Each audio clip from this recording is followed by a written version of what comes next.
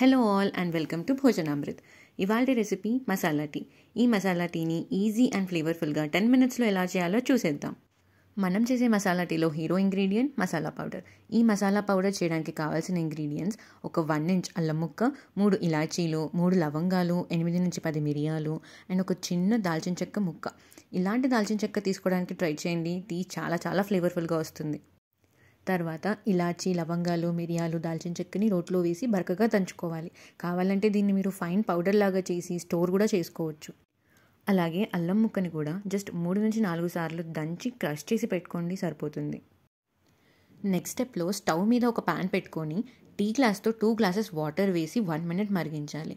అలాగే ప్యారలల్గా మీరు ఏ గ్లాస్తో అయితే వాటర్ తీసుకున్నారో అదే గ్లాస్తో 3 గ్లాసెస్ పాలు తీసుకొని బాయిల్ చేసుకోవాలి.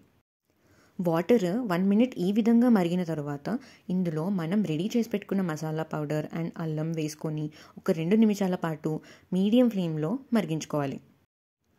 ఆ తర్వాత దీంట్లో 3 tablespoon tea powder, 4 tablespoon sugar లేదా బెల్లం పొడి వేసి ఇంకో 3 మినిట్స్ పాటు మరిగించుకోవాలి. ఇక్కడ నేను షుగర్కి బదులుగా జాగరీ పౌడర్ని యూస్ చేశాను.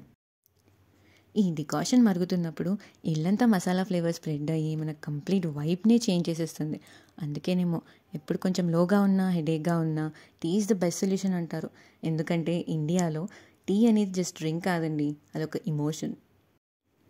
3 నిమిషాల తర్వాత ఈ డికాషన్లో మనం ఆల్రెడీ బాయిల్ చేసి పెట్టుకున్న మిల్క్ని వేసి ఇంకొక 3 నిమిషాలు మరిగించుకోవాలి. ఇక్కడ మనం ఆల్రెడీ బాయిల్ అయిన మిల్క్ వేస్తున్నాం కాబట్టి 3 మినిట్స్ మరిగిస్తే సరిపోతుంది. అంతేనండి, మన మసాలా టీ రెడీ అయిపోయింది. దీన్ని గ్లాసెస్లోకి తీసి సర్వ్ చేసుకోవడమే.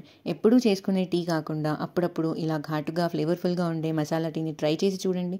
రోజు ఇదే చేసుకొని తాగాలనిపించేంత బాగా వస్తుంది. ఇప్పుడు చూపించిన రెసిపీని యాజ్ ఇట్ ఈస్గా ఫాలో అయిపోతే. ఇది ఇవాల్టి రెసిపీ. ఈ రెసిపీ మీకు నచ్చినట్టయితే లైక్ చేసి షేర్ చేయండి. అండ్ ఆల్సో మీకు ఎలా అనిపించిందో కమెంట్ చేయండి. ఇలాంటి ఇంకొన్ని సింపుల్ అండ్ ఈజీ రెసిపీస్ కోసం భోజనామృత్ని సబ్స్క్రైబ్ చేసుకోండి.